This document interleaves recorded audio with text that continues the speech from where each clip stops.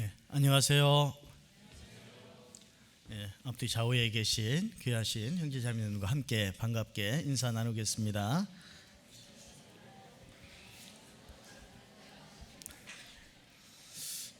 오늘 김장을 많이들 하시는 것 같아요. 보니까.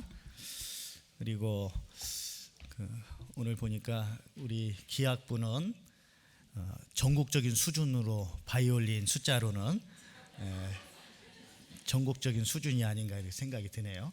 이제 다른 몇몇 파트만 더 들어오면 될 것 같습니다. 플룻, 첼로 등등, 클라리넷, 오보에, 바순, 등등 몇 가지만 더 들어오면 아주 훌륭한 기악부가 될 것 같습니다. 다 같이 기도하시겠습니다.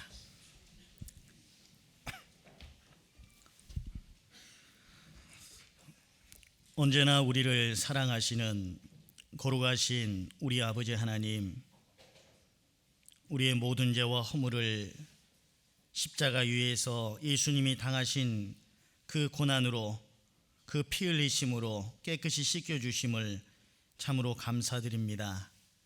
하나도 남기지 아니하고 우리의 모든 죄를 맑게 깨끗하게 씻겨주심으로 영원한 천국의 소망 가운데 살 수 있게 되었습니다. 주님의 그 은혜를 우리의 삶 속에서 늘 잊지 않고 기억하며 감사하는 마음을 품고 또 보답하는 삶을 살 수 있도록 도와주시기를 원합니다. 이 세상 많은 사람들 가운데 먼저 우리를 불러주심은 우리를 통해 더 많은 영혼들에게 복음을 증거하기 위함인 줄 압니다. 우리의 선한 행실, 깨끗한 삶, 거룩한 구별된 생활을 통해서 이뤄진 영혼들에게 주님의 복음을 전하는 자들이 되기를 간절히 바라시는 하나님의 뜻을 따라 저희들 말씀 안에서 우리 자신을 돌아보고 또 반성하며 하나하나 버려야 될 것들을 버리며 이 세상에서 빛으로서 또 소금으로서의 역할을 잘 감당하며 주님의 복음을 전하는 자들이 될 수 있도록 도와주시기를 원합니다. 역사의 마지막 시대를 살아가고 있음에 틀림이 없기에 잠깐 후에 다시 오실 주님을 맞이할 자로서 부끄럽지 않은 모습으로 우리의 삶을 살 수 있도록 도와주시옵소서. 하나님께서 우리에게 주신 귀하신 하나님의 말씀을 날마다 마음판에 새기고 그 말씀의 능력을 힘입어 죄를 이기며 세상을 이기며 우리 육신을 이기며 마귀의 괴계를 이기며 승리하는 삶을 살 수 있도록 도와주시옵소서. 이제 또 11월 25일부터 오전에 은장회와 어머니들을 위한 전도 집회가 진행이 됩니다. 이번에도 많은 영혼들을 불러 모아 주시고 귀하신 주님의 역사가 우리 가운데 나타나므로 천하보다 귀한 이뤄진 영혼들이 주님 앞에 돌아오는 귀한 능력의 역사를 우리 가운데 보여주시기를 원합니다.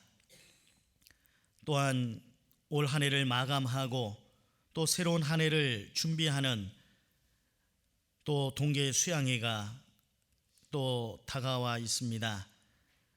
모든 형제 자매님들이 그 말씀을 통해서 한 해를 돌아보게 하시고 또 새로운 2020년을 주님 은혜 가운데 또 주님 말씀 가운데 살아갈 수 있는 지침이 되는 귀한 말씀을 마음판에 새기고 살아갈 수 있도록 우리들의 마음을 일깨워 주시고 또 붙들어 주시기를 원합니다.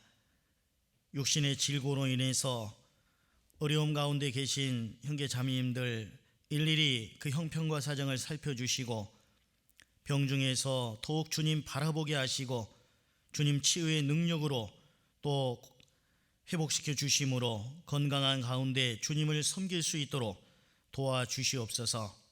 해외에서 주님의 복음을 위해 수고하시는 많은 선교사님들과 그 가족들에게, 또 함께 하시는 동역자들에게 능력을 힘입혀 주시고, 더욱더 추워져가는 그 일기 속에 어렵지 않도록, 복음 전하는 데 어려움이 없도록 주 성령께서 함께 해주시고 영육간에 합당하신 은혜로 채워주시기를 원합니다. 모든 말씀의 시종을 주님께만 의지하오며 우리를 언제나 사랑하시는 귀하신 예수 그리스도 이름으로 기도드렸습니다. 아멘. 지난 시간에 이어서 마태복음 5장 말씀을 보도록 하겠습니다. 마태복음 5장 13절부터 16절까지 같이 뜻을 생각하면서 읽어보겠습니다. 너희는 세상의 소금이니 소금이 만일 그 맛을 잃으면 무엇으로 짜게 하리요? 후에는 아무 쓸데없어 다만 밖에 버리워 사람에게 밟힐 뿐이니라. 너희는 세상의 빛이라. 산 위에 있는 동리가 숨기우지 못할 것이요 사람이 등불을 켜서 말 아래 두지 아니하고 등경 위에 두나니 이러므로 집안 모든 사람에게 비추느니라. 이같이 너희 빛을 사람 앞에 비추게 하여 저희로 너희 착한 행실을 보고 하늘에 계신 너희 아버지께 영광을 돌리게 하라. 어제는 또 금요일부터 어제까지는 우리 오산교회가 또 2020년을 또 복음을 전하며 함께 교제하는 일을 위해서 김장을 했습니다. 잘 아시죠? 밴드를 통해서도 사진이 올라와 있기 때문에 잘 아실 겁니다. 또한 또 여러 가지 또 가정적으로도 김장 때문에 또 친정으로 또 시댁으로 가신 분들도 계신 것 같습니다. 한국의 연례 행사 중에 하나가 김장인 것 같은데요. 김장하시느라고 우리 또 봉사의 청년회, 특히 어머니가 많이 수고를 해 주셨습니다. 김장을 할 때 소금을 치죠. 우리가 지난 주일에 너희는 세상의 소금이니라는 말씀을 가지고 말씀을 드렸는데, 소금의 역할 4가지를 말씀을 드렸는데 기억하십니까? 미디어 선교부에서 잘 정리해서 올려줬더라고요. 밴드에다가. 그죠? 보셨어요? 첫 번째는 방부제적인 역할을 합니다. 부패를 방지하는 방부제적인 역할. 두 번째는 청결케 하는 역할, 소독제로서의 그런 역할을 하고, 또 소금은 변하지 않는 거죠. 그래서 변하지 않는 소금 언약이라는 말도 있는 것처럼 우리 그리스도인의 신앙생활은 어떤 조건을 걸고 신앙생활하는 것이 아니고, 어떤 이유 때문에 누가 나를 잘해주고 상황이 좋고 뭐 또 차편이 제공되고 나를 인정해주고 알아주고 뭐 어떤 여러 가지 그런 좋은 이유들 때문에 신앙생활하는 것이 아니고, 그런 것이 비록 부족하고 없을지라도 주님의 사랑에 근거한 무조건적인 그런 신앙생활이 필요하다는 것을 말씀드렸습니다. 변하지 않는 소금 언약.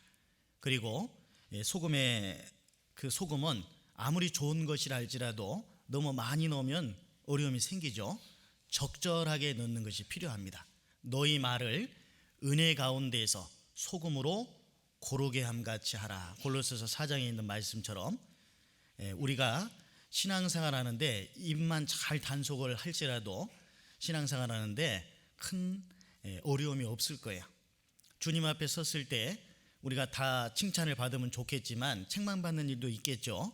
근데 책망받는 일 가운데 이 말의 실수로 조금 참았으면 좋았는데 참지 못해서 여러 가지 또 하지 말아야 될 말을 하게 되고 누구를 비방하게도 되고 험담하게도 되고 필요치 않는 그런 말을 통해서 상대방을 아프게 하기도 하고 하는 여러 가지 그러한 부족한 우리의 모습들로 인해서 그 성경 야고보서에서도 모든 동물이며 해물이며 다 길들일 수 있지만 길들일 수 없는 게 있는데 그게 사람의 혀다 라고 말씀하셨지 않습니까?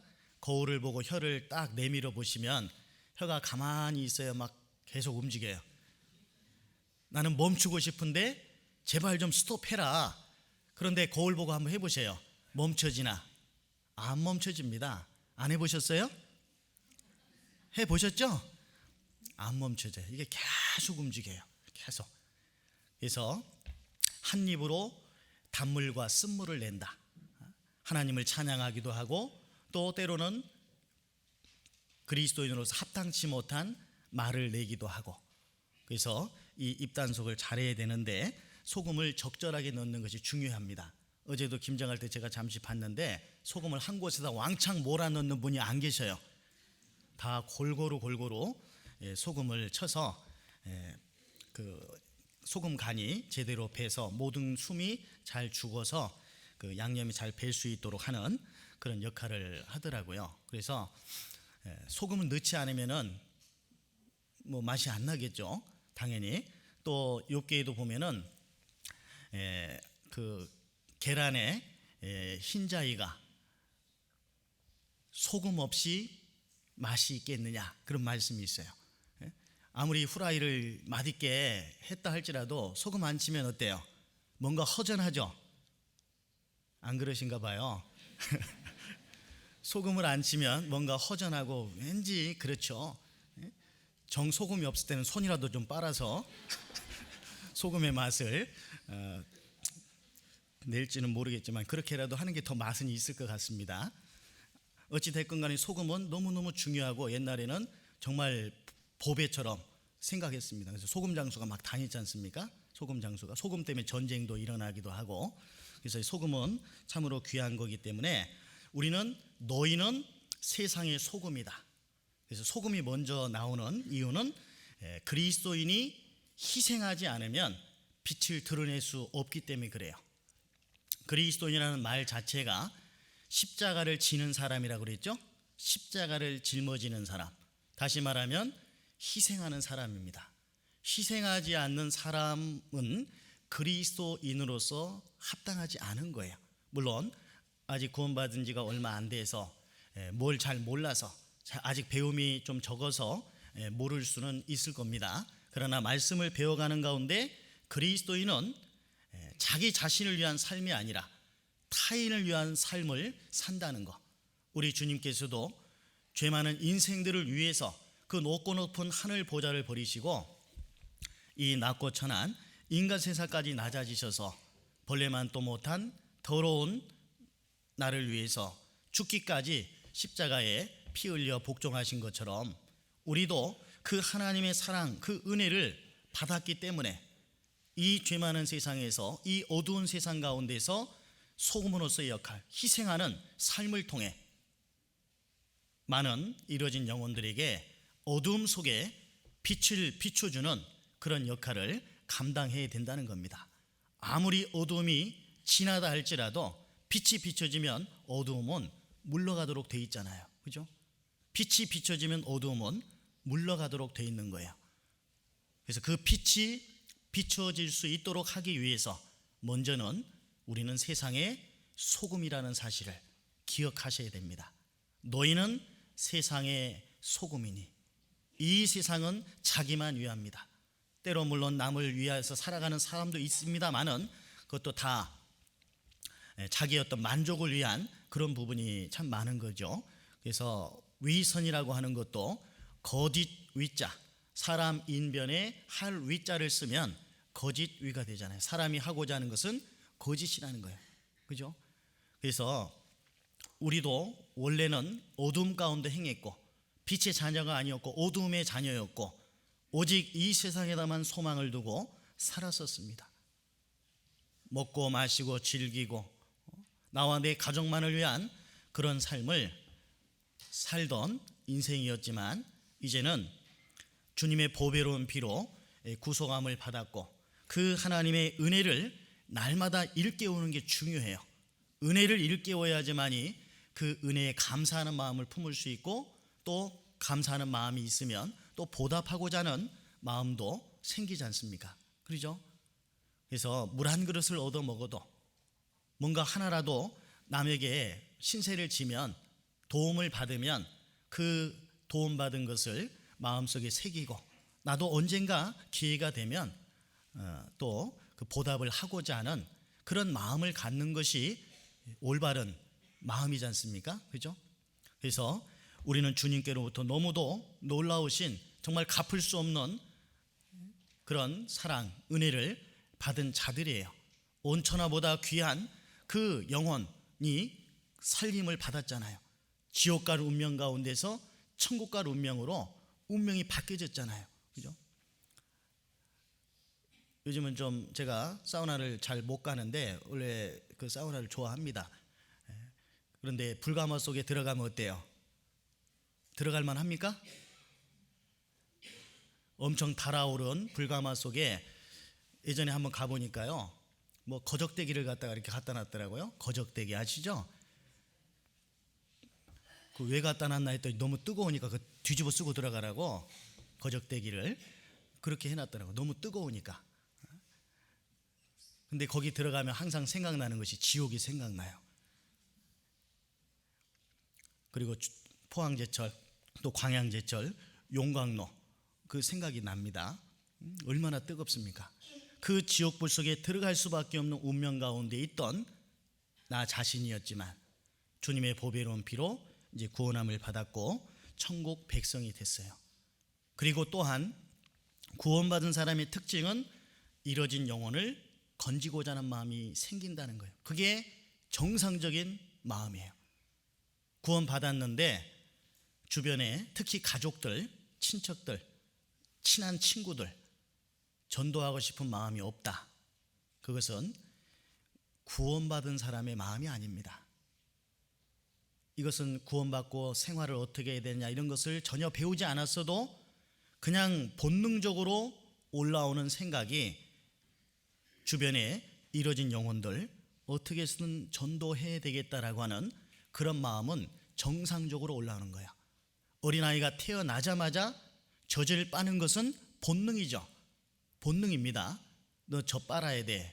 가르침 받은 거 아니지만 젖을 물려주기 때문에 젖을 빠는 게 아니라 본능적으로 젖을 빠는 거예요. 구원받은 그리스도인은 본능적으로 잃어진 영혼을 건져야 되겠다라는 그런 마음을 갖게 되는 거예요. 그런데 왜 그 마음이 식어지느냐? 이 세상을 살아가는 삶이 녹록지 않기 때문에 바쁜 일상의 삶 속에서 왜 사는지, 무엇 때문에 사는지 삶의 그 의미와 목적이 퇴색되는 거예요. 처음 구원받았을 때는 그 마음이 분명히 있습니다. 그런데 살아가는 삶 속에서 많은 세상적인 것들이 묻어 들어오고 말씀을 가까이 하지 않고 교제 가운데 함께하지 않는 가운데에서 세상적인 많은 것들이 때가 묻어오는 거예요. 묻어나는 겁니다. 집안 뭐 화장실이나 여러 가지 주방이나 이런데 계속해서 청소하지 않으면 때가 묻어나죠. 나중에는 웬만큼 벗겨도 잘 안 벗겨지죠. 그죠? 그러면 더 강력한 방법을 쓸 수밖에 없어요. 뚜러펑 뭐 이런 걸 쓴다든지 또 싹쓸이 뭐 이런 거 해가지고 다 완전하게 깨끗하게 하는 뭐 어떤 그런 세제를 강력한 신소재 세제를 통해서 한 방에 이제 날리는 뭐 그런 경우들도 있지만 뭐 선전에서는 다 쫙 깨끗하게 되는 것 같은데 막상 써보면 안 되는 경우들이 많죠. 우리 삶 속에서 묻어나는 때들 많이 있습니다. 계속해서 축적되고 쌓여져서 정말 찌든 때 그런 것들을 벗겨낼 수 있는 방법 다시금 주님의 은혜를 일깨우는 수밖에 없어요. 세상에다 소망을 두고 세상에만 소망을 두고 살던 우리들이 왜 주님의 자녀로서의 삶을 삽니까? 그건 주님의 은혜를 받았기 때문에 그래요. 그 마음이 무뎌질 때는 다시금 성경 강연의 말씀을 통해서, 하나님의 살아계심을 더 일깨울 수 있는 말씀을 통해서, 내가 어떠한 죄 가운데 있었는지 다시금 일깨움을 통해서, 그리고 그 십자가의 보혈의 그 은혜를 다시금 일깨움을 통해서 내가 받은 구원이 얼마나 놀라운 구원인지, 이같이 큰 구원을 등한히 여기면 어찌 피하리요. 이같이 큰 구원이라고 말씀하셨잖아요. 이같이 큰 구원이 아니라 이같이 큰 구원입니다. 이같이 큰 구원. 얼마만큼 큰지 각자 다를 거예요.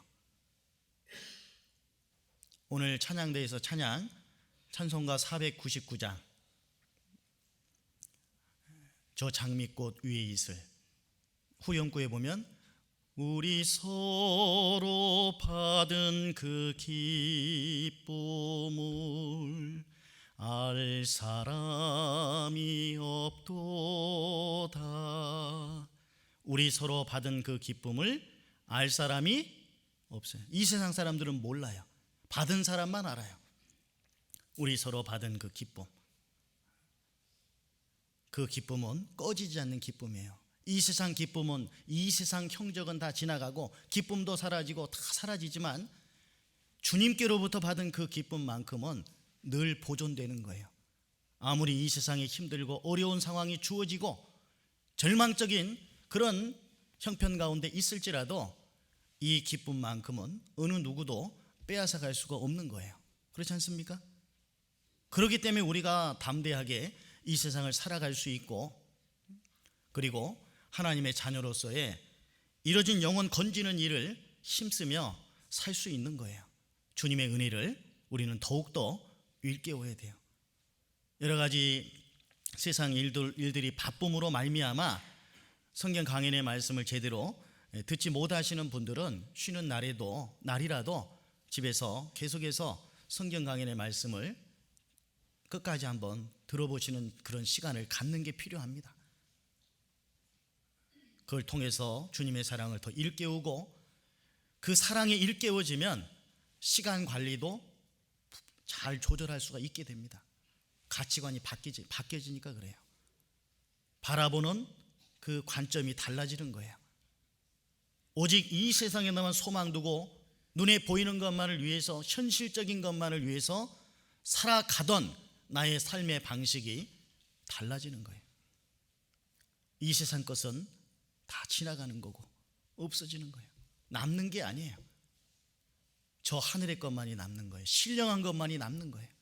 주님의 복음을 위해서 힘쓰던 삶, 형제자매들을 잘 챙겨주고 돌보아주고 보살펴주고 한마디라도 더 따뜻하게 대해줌으로 그 마음을 북돋아주고 사랑과 선행을 격려해주고, 어떤 이런 부분들 주님 앞에 갔을 때 주님이 분명한 상급으로 갚아주십니다.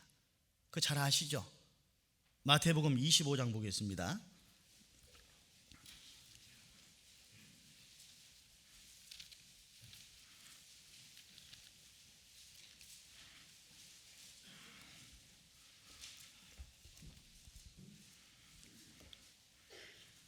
마태복음 25장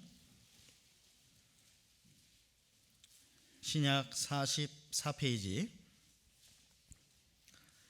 35절에 보면은요, 내가 줄일 때 너희가 먹을 것을 주었고, 목마를 때 마시게 하였고, 나그네 되었을 때 영접하였고, 벗었을 때 옷을 입혔고, 병들었을 때 돌아보았고, 옥에 갇혔을 때 와서 보았느니라. 이에 의인들이 대답하여 가로되, 주여, 우리가 어느 때 주의 줄이신 것을 보고 공개하였으며 목마르신 것을 보고 마시게 하였나이까? 어느 때에 나그네 되신 것을 보고 영접하였으며 벗으신 것을 보고 옷 입혔나이까? 어느 때에 병드신 것이나 옥에 갇히신 것을 보고 가서 배웠나이까 하리니. 40절 같이 읽겠습니다. 임금이 대답하여 가라사대, 내가 진실로 너희에게 이르노니 너희가 여기 내 형제 중에 지극히 작은 자 하나에게 한 것이 곧 내게 한 것이니라 하시고, 지극히 작은 자 하나에게 한 것이 내게 한 것이, 세상적으로 봤을 때 비록 정말 작은 자, 세상 사람들이 알아주지 않는 그런 자라 할지라도 교회의 일원이지 않습니까? 머리 대신 주님의 몸된 교회, 그 몸된 교회, 보이는 지체도 있고 보이지 않는 지체도 있고 조금 더 귀하게 쓰이는 지체도 있고 조금 덜 쓰이는 지체도 있지만 다 붙어 있어야지만이 정상적인 몸이 되는 거예요. 그리고 다 쓰임 받는 겁니다. 우리는 이 사실을 결코 잊어서는 안 될 겁니다. 주님 앞에 서는 그날 정말 칭찬받을 수 있는 그런 자들이 될 수 있도록, 밖으로 복음 전하는 거 중요하지만 먼저 안으로 사랑하는 거, 그 속에서 밖으로 복음이 증거될 수 있는 거예요. 안으로 하나 되지 않을 때 아무리 명강사가 와서 말씀을 전한다 할지라도 역사는 덜 나타날 거예요. 그렇지 않습니까? 우리가 하나 될 때, 우리가 더욱더 마음을 낮출 때, 온유와 겸손의 마음으로 하나 될 때, 어떻게든 협력할 때, 상대방의 약점과 단점과 부족함과 이런 것을 더 바라보기보다 장점을 더 생각하고 장점을 더 부각시켜주고 더 칭찬해주고, 그런 속에서 화기애애한 분위기 속에서, 화기애매한 게 아니라 화기애애한 분위기 속에서 서로를 정말 감싸주면서 이렇게 살아갈 때, 그때 복음의 말씀은 더 힘있게 전파될 수 있을 거예요. 그건 당연한 거 같지 않습니까? 그래서 우리는 세상의 소금이에요. 세상은 소금이 아니라는 거예요. 세상 사람은 소금이 아닙니다. 희생하지 않습니다. 자기와 자기 자신만을 위해 살아갑니다. 그러나 우리는 세상의 소금이에요. 녹아야 돼요. 짠맛을 내야 돼요. 희생이 반드시 필요해요. 우리의 여러 가지 모습을 통해서 시간도 물질도 마음도 내 어떤 능력도 달란트 모든 것들을 통해서 주님 복음 전하는 일을 위해 우리가 힘쓰지 않으면 안 됩니다. 너희는 세상의 소금이라는 부분을 지난 시간에 우리가 살펴봤고, 오늘은 14절에 마태복음 5장 14절에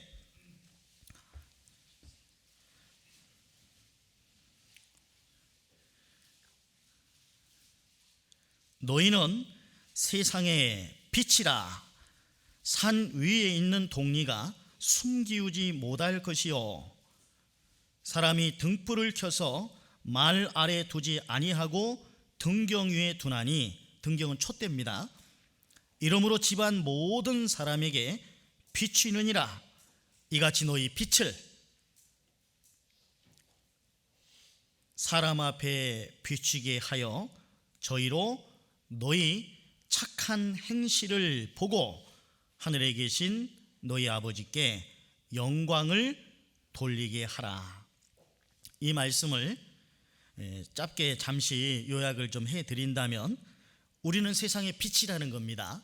세상의 빛, 세상의 소금이기도 하고 세상의 빛이기도 하는 거예요. 빛, 세상 사람은 어둠이라는 얘기입니다. 요한일서 5장에 있는 말씀처럼 온 세상은 마귀 안에 처한 것이며 마귀 안에 속해 있습니다. 온 세상은, 온 세상이. 그러나 우리는 그 가운데서 먼저 주님의 부르심을 받은 사람들이고 주님의 빛을 받은 사람들이에요. 생명의 빛 대신 주님께로부터 그 빛을 받은 사람들입니다. 요한은 이 땅에 와서 그 빛을 증거하는 자였습니다. 요한은 신부를 신랑에게 신랑이 신부를 보고 즐거워하는 그 즐거움과 함께 참여하는 들러리 역할로서 그 역할을 감당했던 것이고, 그래서 그는 흥하여야 하겠고 나는 쇠하여야 하리라. 처음에는 세례 요한을 많은 사람이 따랐지만 나중에 주님께로 많은 사람들이 가는 걸 보고 세례 요한의 제자들이 종을 친 게 아니고 세례 요한 제자들이 예수님께 많은 사람들이 이렇게 몰려가니까 조금 시샘이 났던 것 같아요. 그때 요한이 말하기를, 요한복음 5장에 이렇게 말씀하시죠. 요한복음 5장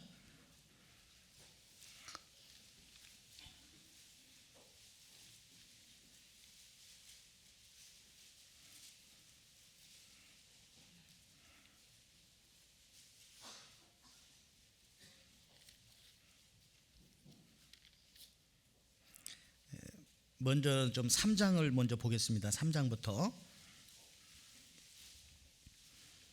3장 26절에 저희가 요한에게 와서 가로되 랍비여 선생님과 함께 요단강 저편에 있던 자 곧 선생님이 증거하시던 자가 세례를 주매 사람이 다 그에게로 가더이다. 요한이 대답하여 가로되 만일 하늘에서 주신 바 아니면 사람이 아무것도 받을 수 없느니라. 나의 말한 바 나는 그리스도가 아니요 그의 앞에 보내심을 받은 자라고 한 것을 증거할 자는 너희니라. 29절 30절 같이 읽어볼까요? 신부를 취하는 자는 신랑이나 서서 신랑의 음성을 듣는 친구가 크게 기뻐하나니 나는 이러한 기쁨이 충만하였노라. 그는 흥하여야 하겠고 나는 쇠하여야 하리라 하니라. 자기는 아무것도 아니라는 것을 요한이, 세례 요한이 알고 있었던 거죠. 자기는 주님을 증거하는 다만 도구다, 나는 소리다, 그렇게 얘기했지 않습니까? 그래서 친구가 크게 기뻐한다. 신부를 취하는 자는 신랑이지만 서서 신랑의 음성을 듣는 친구가 더 크게 기뻐하나니 나는 이러한 기쁨에 충만하였다 라고 하면서 그는 흥하여야 하겠고 나는 쇠하여야 하리라 라고 얘기를 했죠. 그리고 요한복음 5장에 보면은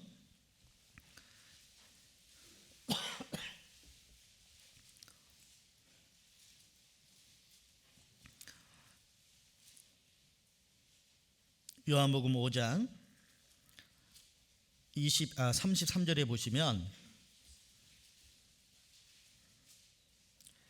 너희가 요한에게 사람을 보내매 요한이 진리에 대하여 증거하였느니라. 그러나 나는 사람에게 증거를 취하지 아니하노라. 다만 이 말을 하는 것은 너희로 구원을 얻게 하려 함이니라. 요한은 켜서 비추는 등불이라. 너희가 일시 그 빛에 즐거이 있기를 원하였거니와 내게는 요한의 증거보다 더 큰 증거가 있으니 아버지께서 내게 주사 이루게 하시는 역사 곧 나의 하는 그 역사가 아버지께서 나를 보내신 것을 나를 위하여 증거하는 것이요 또한 나를 보내신 아버지께서 친히 나를 위하여 증거하셨느니라. 그래서 이 요한은 켜서 비추는 등불과 같은 존재라고 하셨고, 요한복음 1장에서는 또 이렇게 말씀이 되어 있죠.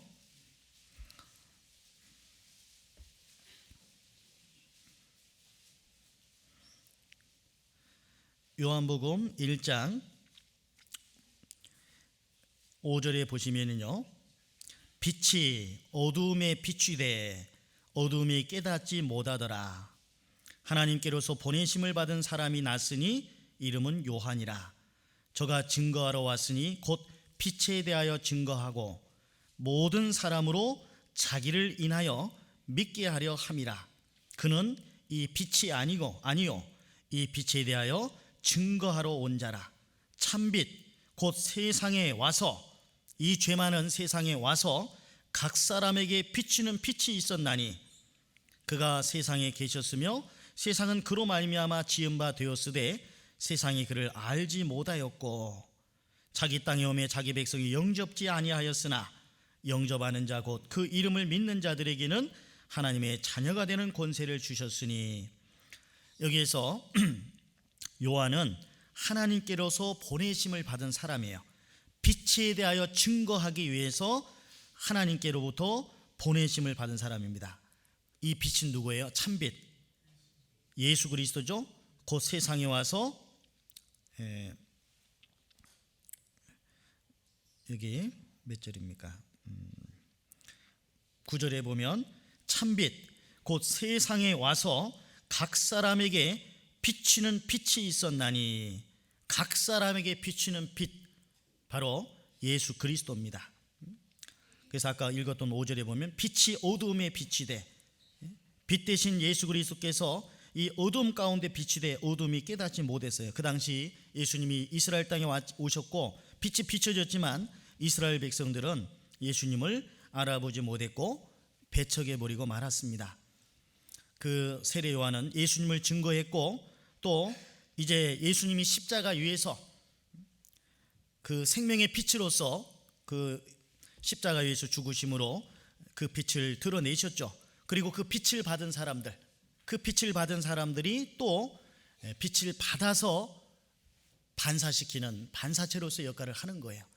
주님은 햇빛이시고 우리 그리스도인들이 빛을 비추는 것은 달과 같은 빛을 받아서 반사체로서 빛을 비추는 거예요. 우리에게서 스스로 빛이 나오는 건 아닙니다. 그런데 어떤 경우에는 우리가 하늘을 이렇게 밤하늘을 보면은 밤하늘에 어떤 밤하늘이 좋아요? 환한 밤하늘이 좋죠? 그런데 절반만 환한 거 좋아요? 완전히 환한 게 좋아요? 밤에 이 세상은 어두움입니다. 어두움 가운데 다시 말하면 반달이 좋아요? 쪽달이 좋아요? 보름달이 좋아요? 보름달 보면 왠지 마음이 풍성해지죠. 그래서 추석 한가위 때 무슨 한가위? 풍성한 보름달이 낀 한가위, 그렇게 얘기하지 않습니까? 풍성한. 그래서 그 우리가 달이 뜨는 것을 보면은 그것도 보름달이 뜨는 거 보면 마음이 풍성해져요. 쪽달을 보고 있는 것보다, 반달을 보고 있는 것보다 풍성한 보름달을 보고 있을 때 마음이 더 풍성해지거든요. 그죠? 보름달이 있을 때는 뭐 전등빛 별로 안 비춰도 상관이 없죠.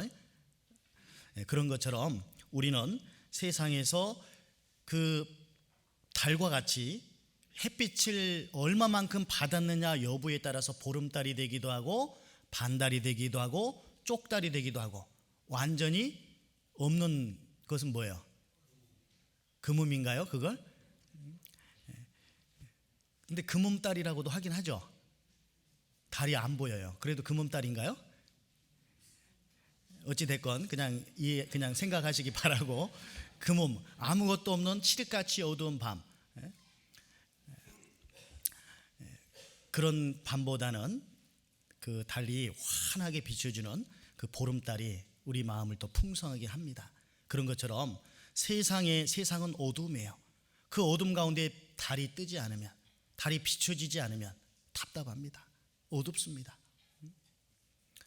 그러하기 때문에 우리는 세상에서 마치 보름달과 같은 그런 역할을 감당해야 되는데, 그걸 가리우는 것이 있다 이 말이에요. 빛은, 등불을 켜서 어디에 둬야 돼요? 아까 마태복음 5장에 보면은 등경 위에 두나니 이렇게 되어 있습니다. 등경은 촛대를 말해요. 촛대. 그리고 요한계시록에 보면 촛대는 교회를 의미합니다. 빛이 교회 가운데 있어야지만이, 다시 말하면 교제 자리에 있어야지만이 빛이 비춰지는 거예요. 보름달처럼 환하게.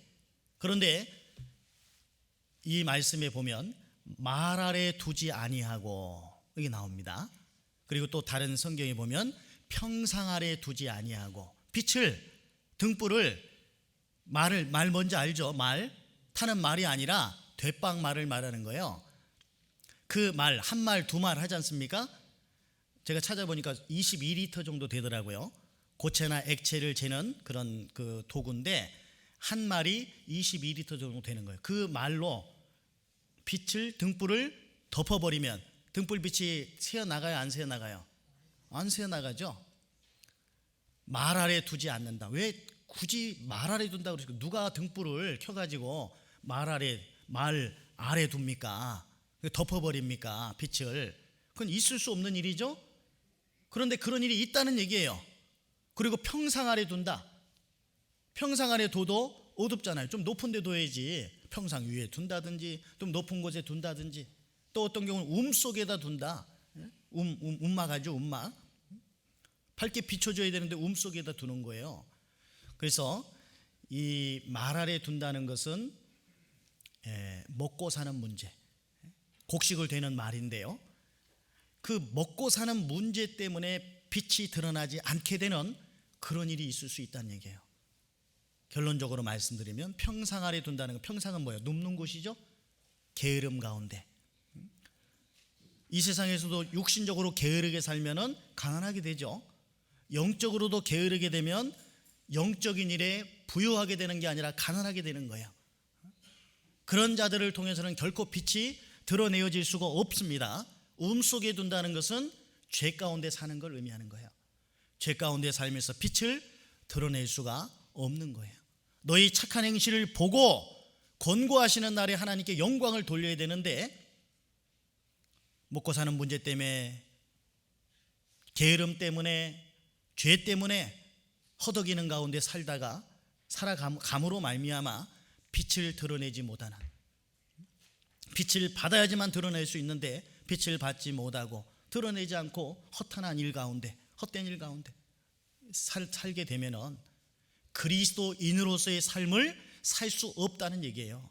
지난 시간에 말씀드렸는데, 이 너희는 세상의 소금이다, 빛이다, 이 말씀하시기 전에 어떤 내용이 있어요? 팔복에 대한 내용이 나오죠. 산상수훈 나오죠.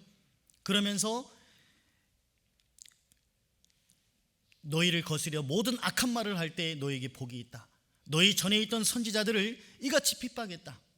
너희 전에 있던 선지자들을. 그렇게 말씀하시면서 너희가 세상의 소금이다, 세상의 빛이다. 무릇 그리스도 예수 안에서 경건하게 살고자 하는 자는 핍박을 받으리라. 자, 디모데 전서 3장을 보겠습니다. 디모데 전서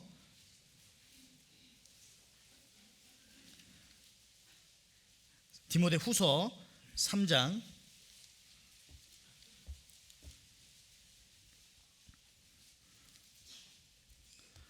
12절 같이 읽겠습니다.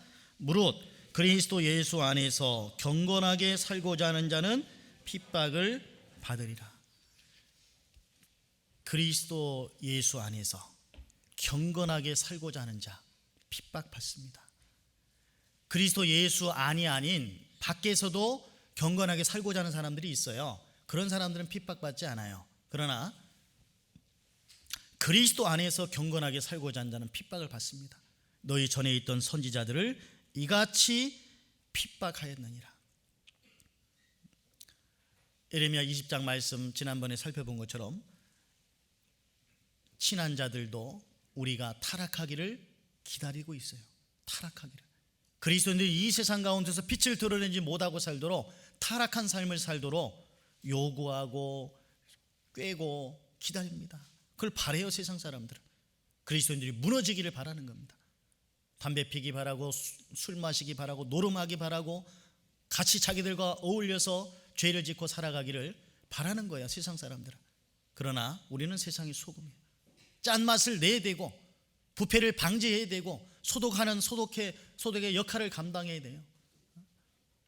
말도 은혜 가운데서, 율법 안에서가 아니라, 잘하고 잘못한 것을 지적하고 따지는 게 아니라 은혜 가운데서 고르게함같이 하라. 하나님의 은혜를 생각해야 돼. 은혜를 받은 자답게. 그죠? 우리도 주님이 날마다 우리와 함께 해주시지 아니하시면 우리가 어떻게 살아가겠습니까? 그죠? 하나님의 은혜가 아니라면 우리가 어떻게 살아가겠어요? 그 은혜를 일깨워야 되고, 세상 사람들 앞에서도 우리는 소금으로서의 역할, 그리고 빛으로서의 역할을 감당해야 되는데, 여기서 마태복음 5장 14절에서 너희는 세상의 빛이라. 세상은 어두움이고 빛은 어두움을 밝히는 기능을 하는 거죠. 역할을 하는 거죠. 빛은 어두움을 밝히는 역할을 하는 겁니다. 산 위에 있는 동리는 반드시 드러나죠. 산 위에 있는 동네니까, 그죠? 드러나지 않습니까? 그리스도인도 그 주변 사람들에게 드러내어지는 것이 당연하다는 거예요. 그리스도인이라고 하는 쟤는 그리스도인이야 라고 하는 것이 드러내어져야 되는 거예요. 만약 그렇지 않다면 그 빛을 말 아래 두고 있든지 평상 아래 두고 있든지 속에 두고 있는 그런 형태 중에 한 형태, 혹은 다 속할 수도 있겠죠. 산 위에 있는 동리는 반드시 드러나는 것처럼 빛이 등경 위에 촛대 위에 있으면 드러내어지도록 돼 있는 거예요.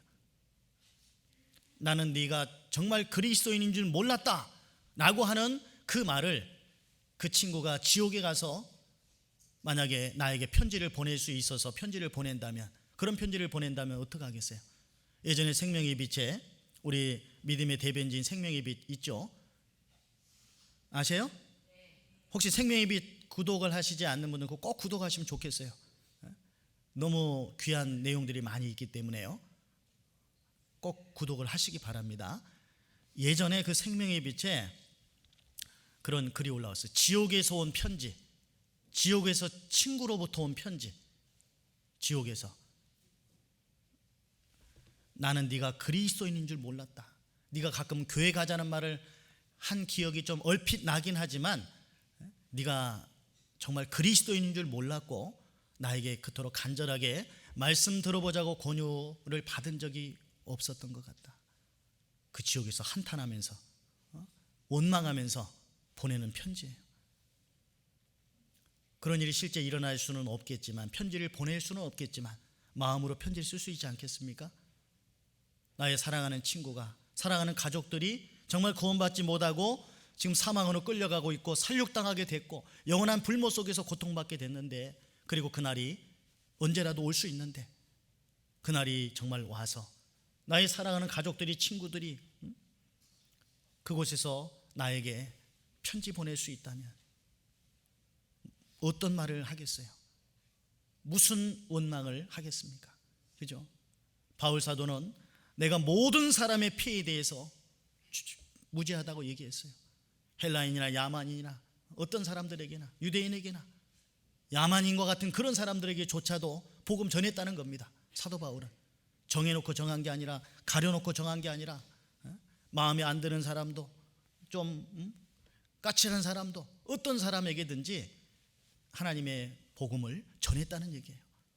우리도 어떤 틀을 정해서는 안 됩니다. 이 사람은 좀 될 것 같고 이 사람은 안 될 것 같으니까 우리 스스로 그 틀을 정해놓고 그렇게 해서는 안 됩니다.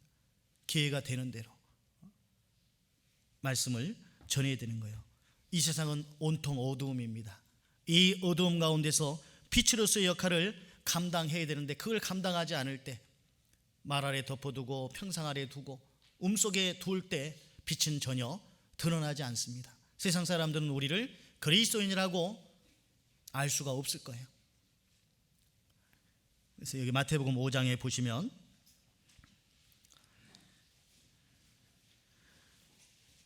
(14절에) 너희는 세상의 빛이라.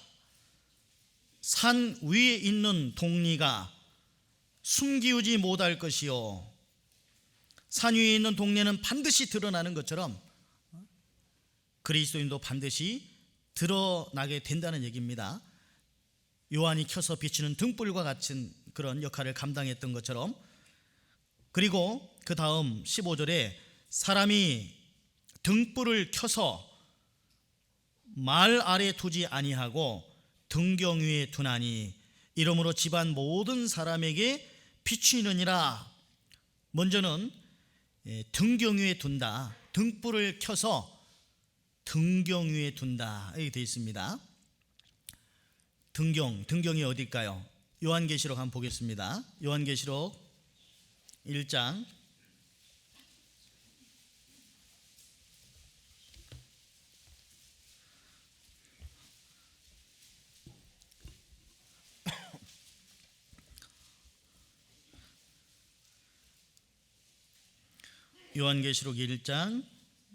20절에 보시면 내 본 것은 내 오른손에 7별의 비밀과 7금 촛대라. 7별은 7교회의 사자요. 7이라는 건 똑같기 때문에 별이라는 것은 교회의 사자를 의미하는 것이고, 7 촛대는 7교회니라. 그러니까 촛대가 뭐예요? 7은 같으니까 촛대는 교회를 의미하는 겁니다. 촛대는 어둠에 비춰짐으로 어둠을 몰아내는 거죠. 예수님께서도 내가 참빛이다 라고 말씀하셨던 것처럼, 또 세상에 우리는 빛이라고 말씀하신 것처럼 그 촛대가 바로 교회를 의미하는 거예요. 교제의 자리를 의미하는 겁니다. 그래서 그 가운데 그 촛대를 둬야 된다는 걸 의미하는 거죠. 교제의 자리에 빛이 비춰지기 위해서는 공급을 받지 않으면 빛이 비춰질 수가 없어요. 기름이 없으면 불이 꺼질 거 아니에요. 성령의 능력을 계속해서 공급받아야 돼요. 말씀의 공급을. 그런데 그 빛을 말 아래에 둔다. 그래서 먼저 그걸 한번 생각을 해보겠는데, 그걸 좀 먼저 생각해 보기 전에 세상의 빛이다 요거에 대해서 빌립보서 2장을 한번 보겠습니다. 빌립보서 2장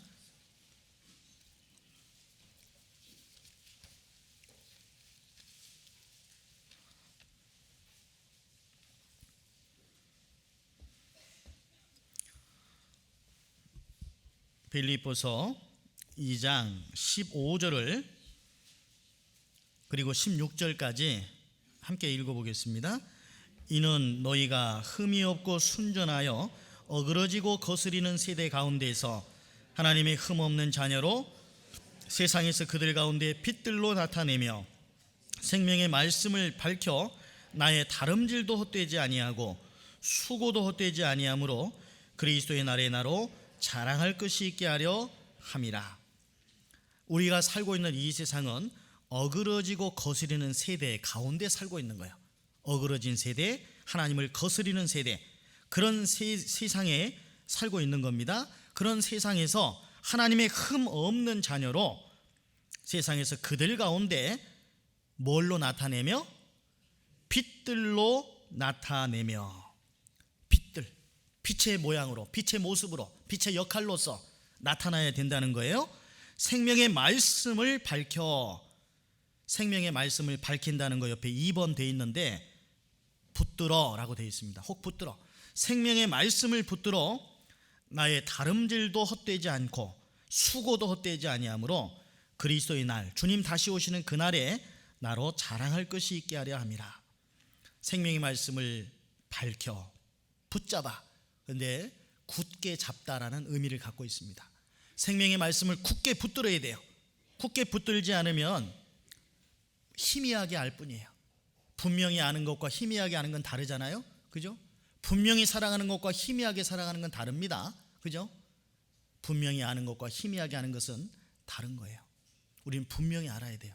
하나님의 말씀들을, 약속들을, 하나님께서 어떤 약속들을 해주셨는지, 이 말씀 속에 놀라운 말씀이죠. 보물창고죠. 이 말씀은, 이 말씀을 통해서 떼부자 된 사람도 많고 석유 재벌되고 뭘 발견해서 부자가 된 사람도 많고 그러지 않습니까?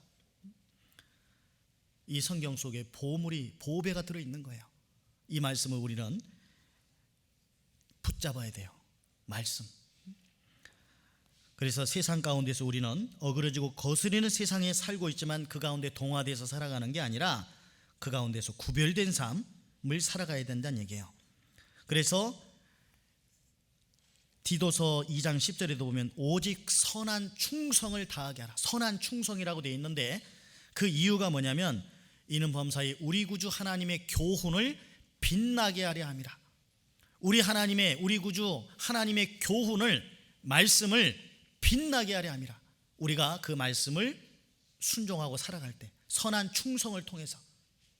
디도서 2장 한번 찾아봅시다. 디도서 2장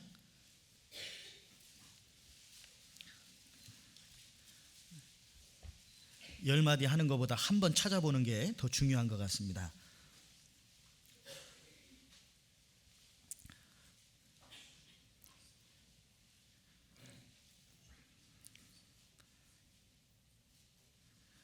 이 장 9절부터 읽어봐야 돼요. 연결되니까.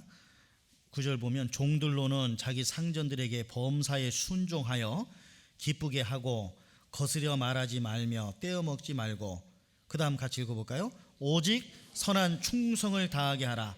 이는 범사에 우리 구주 하나님의 교훈을 빛나게 하려 함이라. 빛나게 하려 함이라. 하나님의 교훈을 빛나게 하려 함이라.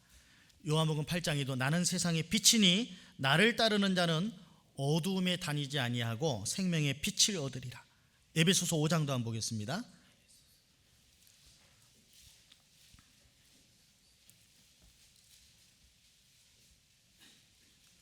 에베소서 5장 8절 9절을 같이 읽겠습니다. 너희가 전에는 어두움이더니 이제는 주 안에서 빛이라. 빛의 자녀들처럼 행하라. 빛의 열매는 모든 착함과 의로움과 진실함에 있느니라. 우리가 전에는 어둠이었는데 이제는 주 안에서 빛이에요. 그렇기 때문에 빛의 자녀들처럼 행할 수 있고, 그 빛의 자녀들처럼 행하는 행함의 열매는 모든 착함, 의로움, 진실함에 있다라고 하셨습니다. 그러한 우리의 착한 행실, 의로운 행실, 진실한 행실, 여러 가지 어떤 그런 것들을 통해서 주님의 빛을, 빛의 자녀들처럼 살아가는 삶의 모습이 드러내어지고, 그를 통해서 그리스도의 향기를 드러낼 수 있고 빛을 드러낼 수 있고, 많은 사람들이 주님께로 돌아올 수 있는 그런 길이 열린다는 얘기예요. 그래서 그리스도인은 착해야 됩니다. 모든 착함과 그리고 의로움과 진실함이 있느니라. 진실함. 그리스도인은 진실해야 됩니다. 거짓돼서는 안 돼요. 진실해야 돼요. 손에 날지라도, 자기가 어려움에 처할지라도 진실된 것이 중요합니다. 진실한 것이. 그래서 그리스도인들 중에 거짓말을 이렇게 막 습관화해서 이렇게 살아가는 분이 혹 계실지 모르겠는데, 그러면 안 되거든요. 그리스도인들은 말을 분명하게 해야 돼요. 기면기고 아니면 아니고, 안 되면 안 된다고 얘기해주고, 그냥 속여서는 안 돼요. 파츠로 매주를, 아니 콩으로 매주를 쓴다고도 못 믿을 그런 사람이 돼서는 안 되잖아요. 그죠? 진실해야 됩니다. 그리고 아까 마태복음 5장에서 보면 등불을 켜서 말 아래 두지 아니하고 등경 위에 둔다고 되어 있는데, 그 말이라는 거 아까 말씀드렸던 것처럼 곡식을 되는 것이 말이잖아요. 곡식을 되는 거. 그래서 이것은 다시 말해서 말 아래 둔다는 것은 생활의 염려, 먹고 사는 문제, 이런 것들 때문에 우리 마음속에 있는 복음의 빛을 가리워서는 안 된다는 얘기예요. 우리가 복음 전하는 일을 위해서 힘써야 되는데 먹고 사는 문제에 너무 바빠서 시간을 못 내고, 내가 먼저 말씀 가운데 함께 할 수 있는 시간을 못 내고, 또 전해야 될 시간도 못 내는 거예요. 자주 말씀드렸지만 그리스도인이 주님을 위한 시간을 내지 못하면 신앙생활은 망할 수밖에 없습니다. 주님을 위한 시간을 내야 돼요. 아무리 바빠도 내가 정말 중요한 일을 위해서는 시간을 낼 수 있잖아요. 그죠? 아무리 바빠도, 내 건강에 이상이 생기면 아무리 바빠도 뭐 연월차를 쓰고 투선지 직장을 때려치우진지라도 해서 병원 가잖아요. 정 안 된다고 한다면 일단 몸이 살고 봐야죠. 그죠? 중요한 건 마음이에요. 내 마음이 어디에 기울어져 있느냐에 따라서, 여부에 따라서 시간을 낼 수 있고 못 내게 되는 겁니다. 이거 아주 중요한 거예요. 그래서 먹고 사는 것을 더 주로 생각하게 되면은 빛이 가려지게 될 수밖에 없습니다. 누가복음 11장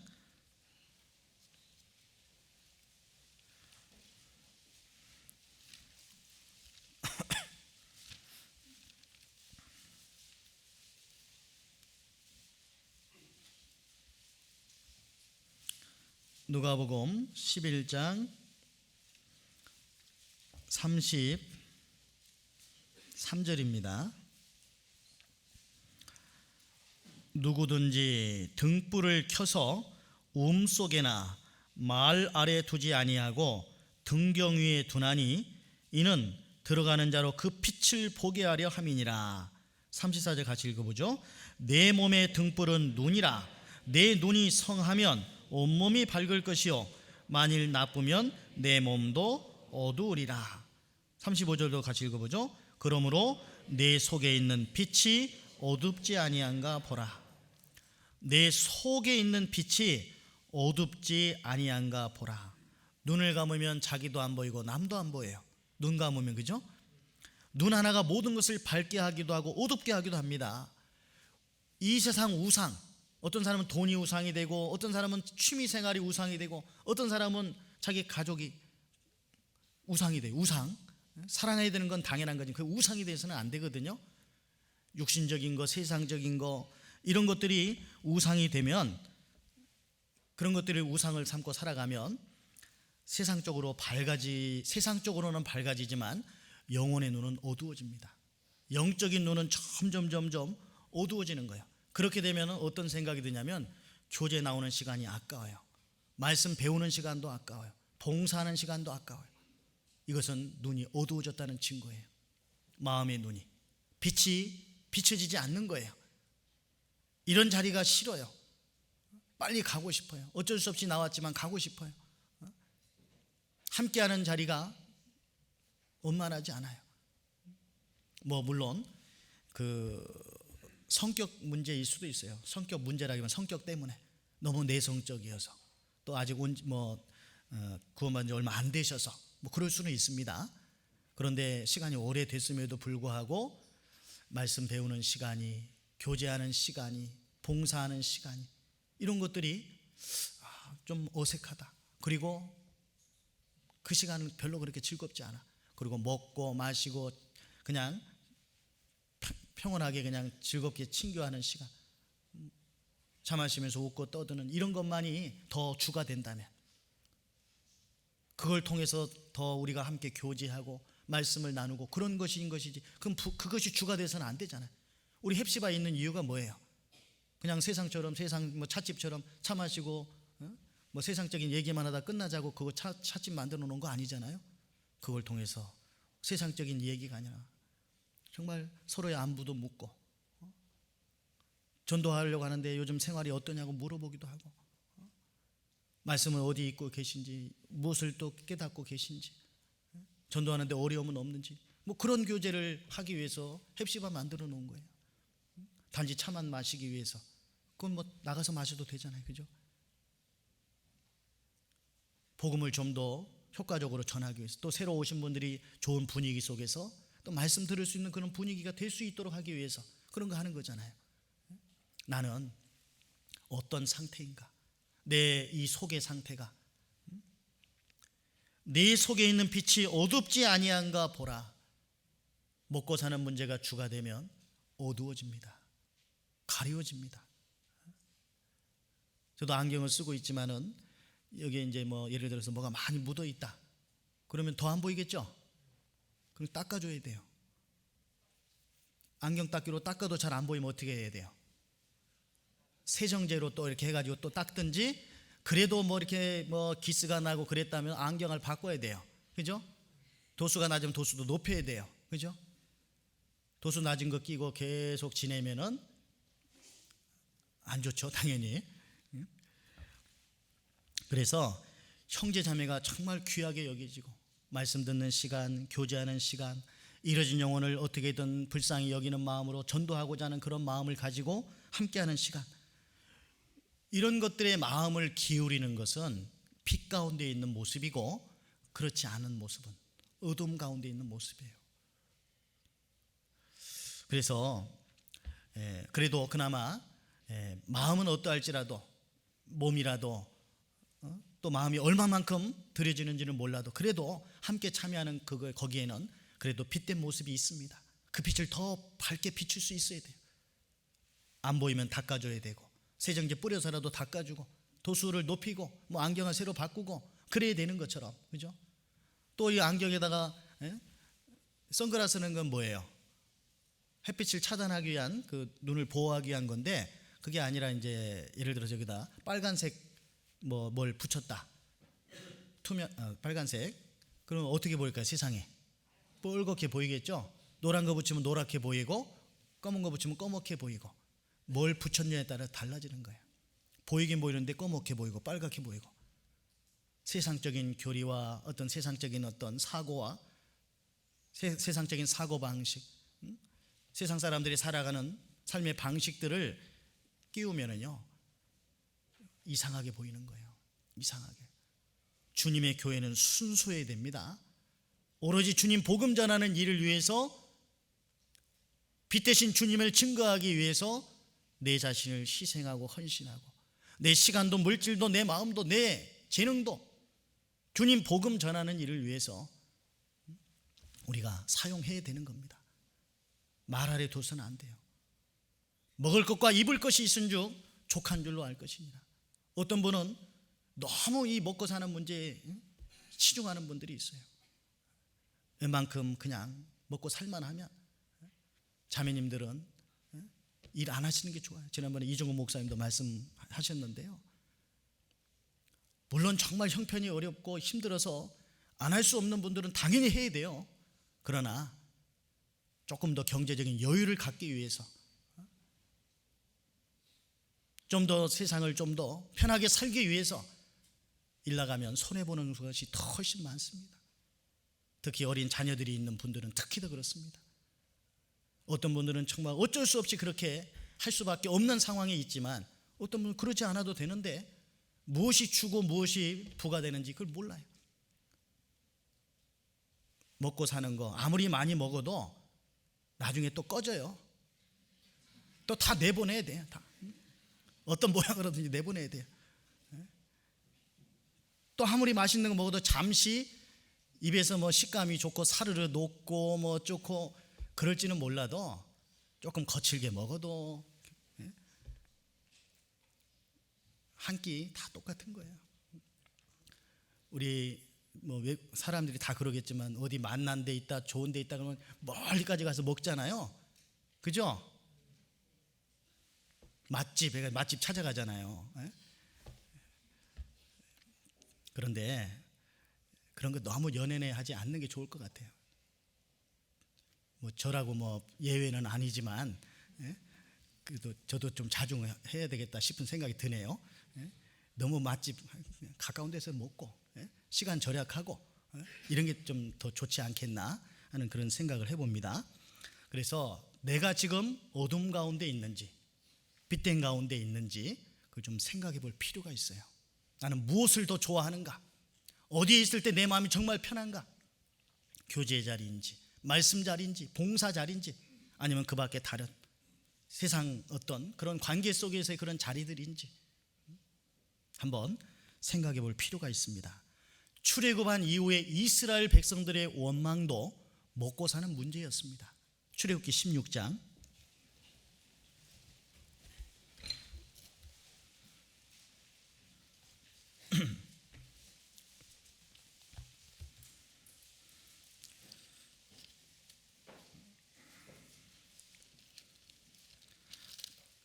출애굽기 16장 1절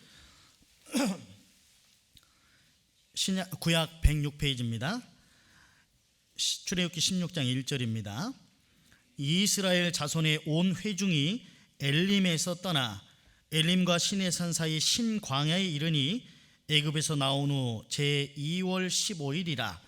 이스라엘 온 회중이 그 광야에서 모세와 아론을 원망하여 그들에게 이르되, 우리가 애굽 땅에서 고기 가마 곁에 앉았던 때와 떡을 배불리 먹던 때에 여호와의 손에 죽었다면 좋았을 것을 너희가 이 광야로 우리를 인도하여 내어 이 온 회중으로 줄여 죽게 하는도다. 지금 이스라엘 백성들이 모세와 아론을 원망하고 있습니다. 모세 아론을. 또 비슷한 말씀이 민수기 11장에 있는데 한번 좀 찾아보고 또 말씀을 좀 드리겠습니다. 민수기 11장, 여기서는 좀 더 구체적으로 여러 음식물들이 거론되고 나오고 있는데요. 민수기 11장 4절입니다. 213페이지. 민수기 11장 4절.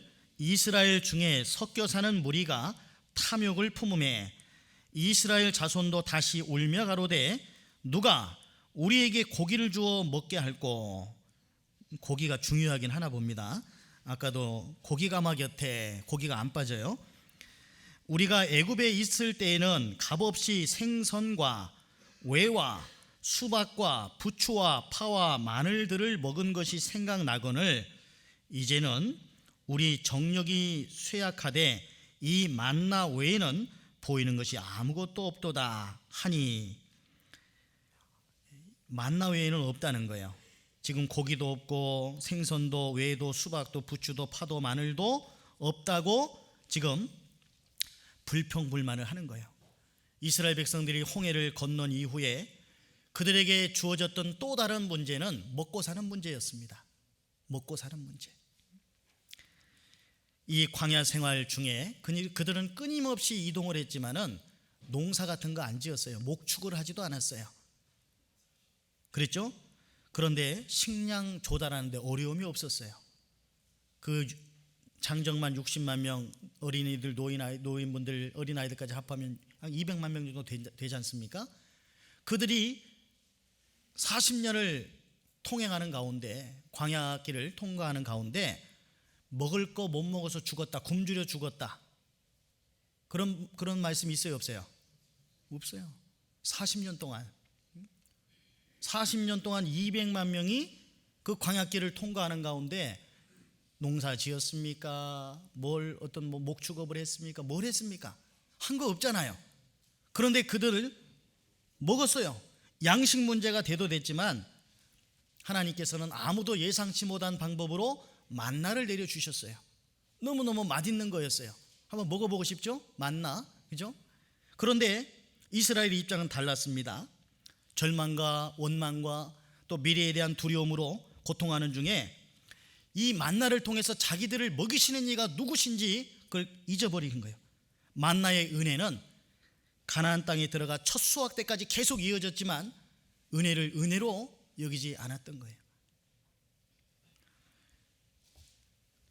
새벽에 일찍 일어나서 만나를 거두고, 이 만나는 단지 하루의 양식만이 아닌 매일매일의 경험을 통해서 하나님의 은혜를 공급받으면서 살아가야 될 인생이라는 것을 일깨워주는 그런 거였습니다. 그냥 먹는 것만이 문제가 아니라 매일매일 하나님의 은혜가 아니면 살 수 없다는 것을 일깨워주는 우리는 그런 존재라는 것을 깨우쳐주는 거예요. 매일매일 만나를 거두는 걸 통해서 하나님의 도우심을 날마다 받고 살아가는 거예요. 우리가 재능이 있어서, 능력이 있어서 내가 다른 사람들보다 뭔가 부를 더 많이 획득한다, 그거 아니잖아요. 하나님 주신 은혜잖아요. 하나님께서 주신. 이 만나는 또 하루가 지나면 벌레가 생겼어요. 탐욕을 버리고 일상사를 하나님께 의탁하며 살아가야 될 것을 또 배워주는 겁니다. 배울 수 있는 거죠. 내일 일을 염려치 않는 신앙을 배우는 거예요. 내일 일은 내일 염려할 것이요 한날 괴로움은 그날에 속하니라. 그 40년간 만나의 은혜는 계속됐는데 이스라엘 백성들은 처음에 누린 감격, 그 은혜, 그 깨달음이 점점 흐려진 거예요. 희미해진 거예요. 그러다 보니까 또 게으름으로 만나를 구하지 못하게 되기도 하고, 그죠? 하늘로부터 내려오는 그 하나님의 공급하는 방식에 너무 익숙해지다 보니까 그것에 너무 신기해하지도 않고 놀라워하지도 않고 감사하지도 않고 불평하게 되는, 불만을 토하게 되는 이런 모습으로 나타나게 되는 겁니다. 이스라엘 백성들에게 매일매일 주어졌던 그 만나의 은혜처럼 우리도 하나님의 그 은혜가 필요한 거예요. 하나님이 공급해 주시는 힘이 날마다 필요한 겁니다. 이스라엘 백성들은 자기에게 없는 것을 생각했어요. 주신 은혜를 생각하고 감사한 게 아니라 없는 것을 생각한 거예요. 종되었던 가운데 즐겼던 거, 그거 생각한 거예요. 그것 때문에 하나님의 은혜를 원망한 겁니다. 누가복음 21장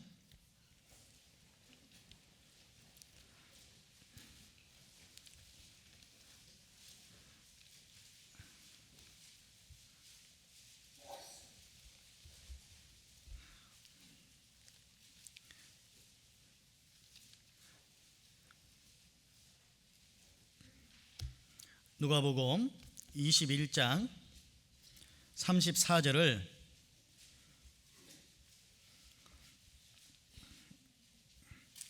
같이 읽어보겠습니다. 너희는 스스로 조심하라. 그렇지 않으면 방탕함과 술취함과 생활의 염려로 마음이 둔하여지고 뜻밖의 그날이 덫과 같이 너에게 임하리라. 너희는 스스로 조심하라.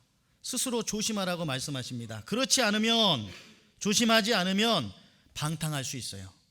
술 취하게 될 수 있습니다. 술 먹어서만 술 취하는 게 아니라 헛된 육신의 생각으로 가득 찬 거, 이게 술 취하는 거죠. 생활의 염려, 모든 염려, 내 자신에 대한 염려든 먹고 사는 문제든 어떤 문제든 마귀는 먹고 사는 문제로 인해서 사람을 미혹합니다. 시험에 빠지게 하는 겁니다. 그래서 시편 34편에 보면은 젊은 사자는 굶주려 궁핍하여 줄일지라도 여호와를 찾는 자는 모든 좋은 것에 부족함이 없다고 그랬잖아요. 젊은 사자가 궁핍하여 줄일지라도 여호와를 의지하는 자, 찾는 자, 모든 좋은 것에 부족함이 없으리로다. 우리는 그 말씀을 따라야 됩니다. 먹을 것과 입을 것이 있은즉 족한 줄 알라. 디모데전서 6장, 디모데전서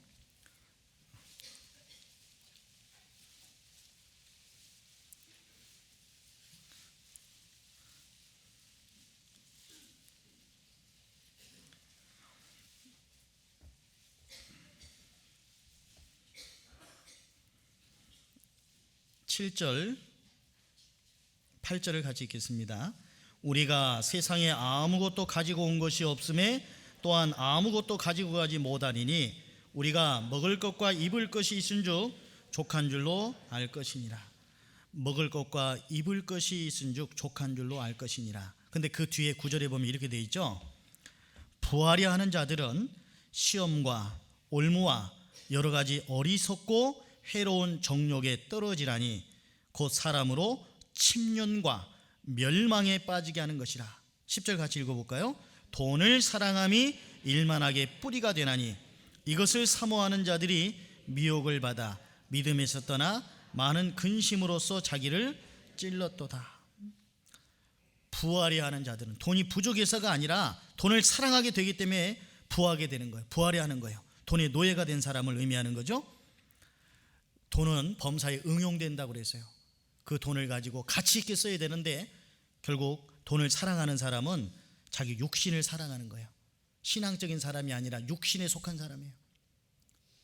영적인 영안이 어두워진 사람이고 삶의 가치관이 잘못되어 있는 사람이에요. 너희 속에 있는 빛이 어둡지 아니한가 보라. 어두워지고 있는 거예요. 이 세상을 성실히 살아가는 거, 열심히 살아가는 거, 그거 필요합니다. 당연한 거예요. 그러나 돈 욕심을 가지고 살게 되면은 주변 사람들이 그 사람을 그리스도인이라고 할 수 없습니다. 돈 욕심 가지고 살게 되면 자기 중심으로 살게 돼요. 타인 중심으로 희생하는 모습으로 살 수 없어요. 먹을 것과 입을 것이 있은즉 족한 줄로 알고 살아가야 됩니다. 마가복음 4장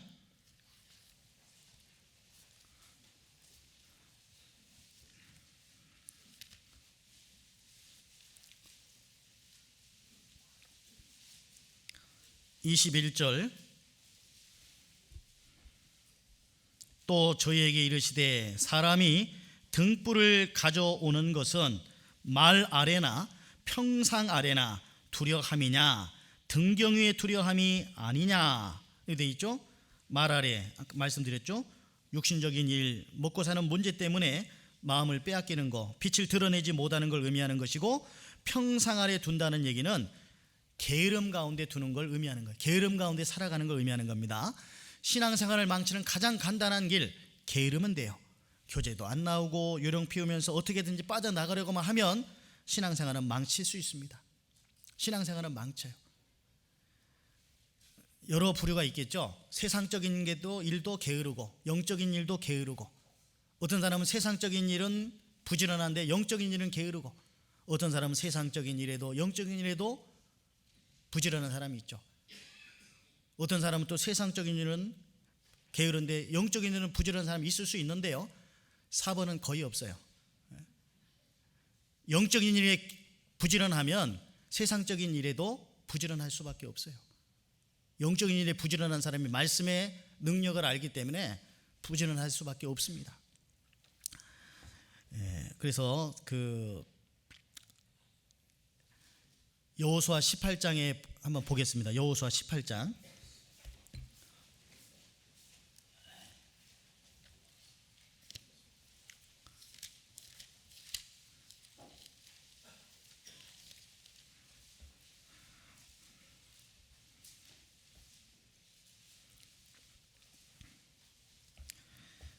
3절에 같이 읽겠습니다.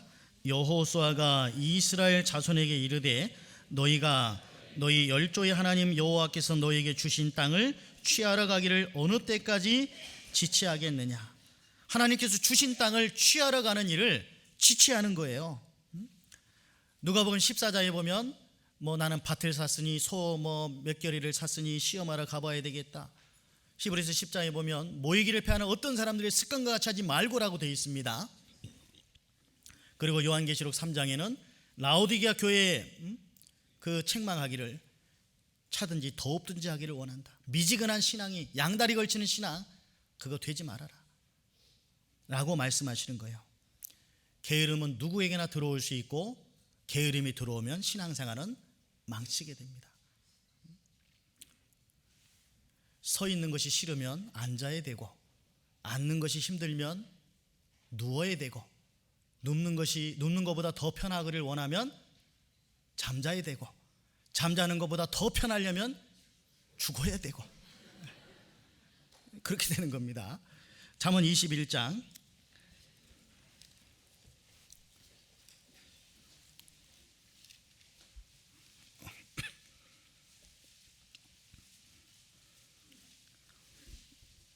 25절 같이 한번 읽어보겠습니다. 게으른 자의 정욕이 그를 죽이나니 이는 그 손으로 일하기를 싫어함이니라. 그 앞에 19장 15절도 한번 같이 읽어보겠습니다. 19장 15절 같이 읽겠습니다. 게으름이 사람으로 깊이 잠들게 하나니 해태한 사람은 줄일 것이니라. 다윗이 게으름 가운데 자기 병사들은 출전했는데 그대로 있었어요. 게을렀습니다. 주님에게서 게으르다는 건 주님에게서 마음이 멀어지는 걸 의미하는 거예요. 결국 죄짓게 되지 않습니까? 죄짓게 되는 거예요. 게으름은 살아있는 자기 무덤이랍니다. 왜냐하면 게으른 자에게 절망이 찾아오는 것은 당연한 일인데, 왜냐하면 그는 아무것도 하지 않고 원하기만 하기 때문에. 아무것도 하지는 않는데 원해. 아무것도 하지 않는데 주변 사람들이 구원받기 바라고, 아무것도 하지 않는데 자기 신앙이 성장하기를 바라고, 아무것도 하지 않는데, 그죠? 아무것도 하지 않으면서 원하기만 하면 아무것도 안 되는 거예요. 게으른 자들을 통해서는 결코 복음이 전해지지 않습니다. 옛날 어느 농부에게 황소와 노새가 있었대요. 근데 어느 날 황소가 나 맨날 뼈 빠지게 일만 하네, 노새에 비하니까 너무 일만 하는 것 같아요. 그래서 그날은 아침이 돼서 오늘은 일 안 하기로 작정을 했어요. 그래서 꿈쩍 않고 그냥 있었습니다. 그랬더니 주인이 그냥 노새만 끌고 나가더래요. 그리고 밤늦게 돌아왔어요. 궁금하잖아요. 황소가 노새한테 물어봤어요. 주인이 무슨 말 안 하던? 그랬더니 아무 말도 안 하던데, 다만 돌아오는 길에 도살장 백정과 꽤나 길게 이야기하던데, 도살장 백정과 꽤나 길게 이야기했답니다. 마귀도 게으른 자는 쓰지 않는답니다. 마귀도 게으른 자가, 아니 마귀는 게으른 자도 안 쓴대요. 게으른 자는 마귀도 안 쓰는 거죠. 말이 좀 그러네. 그래서 자기 중심적인 성향을 떠나서 남을 생각할 때 부지런해질 수가 있습니다. 자기 중심적인 성향을 떠나야 돼요. 그래서 열왕기하 7장에 보면 오늘날은 아름다운 소식이 있는 날이오늘 우리가 잠잠하고 있도다. 만일 밝은 아침까지 기다린다는 게 뭐예요? 게으른 거예요. 뒤로 미루는 거잖아요. 만일 밝은 아침까지 기다리면 벌이 우리에게 미칠지니 이제 떠나 왕국에 가서 고하자. 그들은 지금 힘들어요. 지쳐 있어요. 많이 먹었기 때문에 졸려요. 생리적인 현상이 나타나요. 그럼에도 불구하고 자기들이 무엇을 해야 될지를 생각한 겁니다. 만일 밝은 아침까지 기다리면, 안 하는 건 아니죠. 게으른 거예요. 해야 될 것을 뒤로 미루는 거예요. 그러면 벌이 우리에게 임한다. 선을 행할 줄 알고도 행치 아니하면 죄입니다. 그래서 내가 자기 사업에 근실한 사람을 보았느냐? 이런 사람은 왕 앞에 설 것이요 천한 자 앞에 서지 아니하리라 말씀하셨지 않습니까? 음속이라는 건 죄를 의미하는 것이고, 그래서 누가복음 11장 33절 아까 우리가 읽었던 말씀에 나오기 때문에 찾지는 않겠습니다. 음속에나 말 안에나 두지 아니하고, 죄를 의미하는 거예요. 그리스도인들이 도덕적으로 타락된 삶을 사는 걸 통해서는 주님이 드러나지 못합니다. 다윗이 죄 가운데 있었을 때, 우리아의 아내를 범했을 때 어려운 문제 생기지 않습니까? 그걸로 인해서 어떤 어려움들이 주어졌어요? 그 밧세바를 통해서 난 아이가 죽었습니다. 그것만이 아니죠. 자기 딸 다말이 큰아들 암논에게 강간당해서 어려움을 수치를 겪게 되고, 또 그것 때문에 압살롬이 암논을 죽이고, 그죠? 나중에 또 압살롬이 반역하고, 계속 이런 일련의 사건들이 벌어지지 않습니까? 다윗은 그게 징계인 줄 분명히 알았을 거예요. 예루살렘 성에서 쫓겨나면서도 그걸 알았을 거예요. 그러니까 하나님이 징계하신다는 걸 알았기 때문에 시므이가 가거라 저주해도 그 하나님께서 주신 걸로 받았어요. 그러지 않습니까? 다윗이 범죄했을 때 자식들을 또 주변 사람들에게 밟히는 일이 있었습니다. 구원받은 그리스도인들이 빛된 삶을 살지 못할 때 사람들에게 밟힙니다. 그리스도인으로서의 삶이 다 망가지고 무너지는 거예요. 그래서 그리스도인들은 바르게 살아가야 됩니다. 아무런 쓸모없는 사람이 되어서는 안 됩니다. 그래서 교회가 유지되고 복음이 전해지는 그 일을 위해서 우리는 주님 앞에 올바로 살아가야 돼요. 먹고 사는 문제 때문에 너무 연연해하지도 말아야 되고, 게으름 가운데 그 죄 가운데 삶으로 말미암아 빛이 드러내어지지 않는 그런 모습이 되어서는 안 돼요. 그리스도인은 빛을 드러내는 사람이에요. 일어나라 빛을 발하라, 일어나라 빛을 발하라고 말씀하고 있습니다. 주님께로부터 받은 빛을 전해야 돼요. 우리는 구원받은 이후 반석 대신 주님 위에 집을 지어가고 있습니다. 어떤 재료로 집을 짓고 싶습니까? 풀이나 짚이나 나무로 집 짓고 싶습니까? 금이나 은이나 보석으로 집 짓고 싶습니까? 좋은 재료로 집을 지어야 되잖아요. 좋은 재료로, 무너지지 않을 재료로 집을 지어야 되잖아요. 말씀 안에서 배운 대로 순종하면서 복종하면서 내 자신보다 교회를 더 우선시 생각하고, 내 자신보다 형제자매를 더 귀히 여기고, 내 부족한 어떤 그런 부분으로 어떤 성격적인 부분, 또 믿음이 약한 부분, 이런 것들로 판단하고 재지 말고 온유와 겸손의 마음을 품고 복음 전하는 일을 위해서 내가 무엇을 할 수 있겠는가 항상 돌아보면서 반성하면서 그렇게 사셨으면 좋겠습니다. 그리고 이제 동계수양회가 얼마 남지 않았는데 올 한 해를 마감하고 돌아보는 시간입니다. 또 새해를 계획하는 시간이에요. 그래서 다들 동계수양회 다들 참석하셔서 은장의 우리 어르신들도, 봉사의 어머니의 청년의 중고등부 우리 어린 학생들도 또 함께 참여할 수 있는 그런 시간들이 있으니까 모두가 함께 참여할 수 있는 그런 시간이 됐으면 좋겠고, 몇 차례 말씀드렸지만 내년에는 2개 구역이 더 늘어납니다.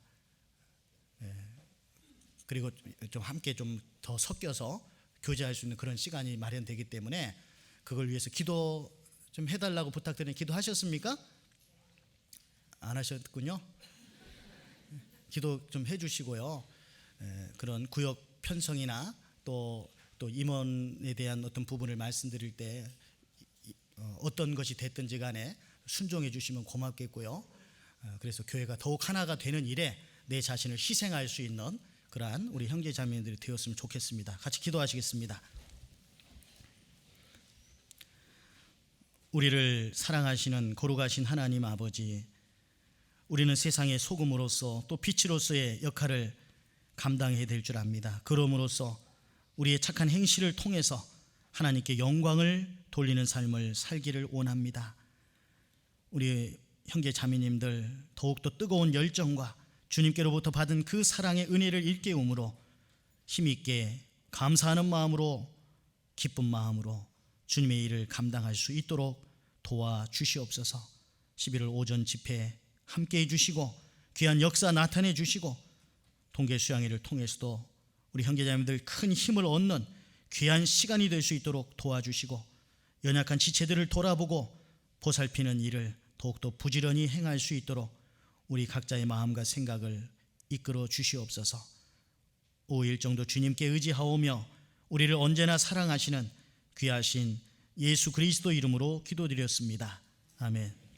찬송 259장 빛의 사자들이여 같이 부르겠습니다.